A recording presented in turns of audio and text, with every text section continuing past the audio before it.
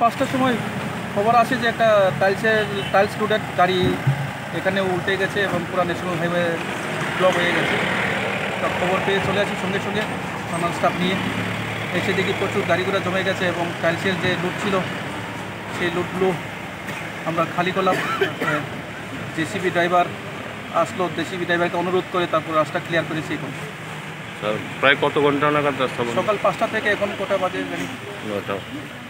9টা। তো এখন sir road হ্যাঁ, এখন ক্লিয়ার হয়ে যাবে। কিছুক্ষণের মধ্যে সব ক্লিয়ার হয়ে যাবে।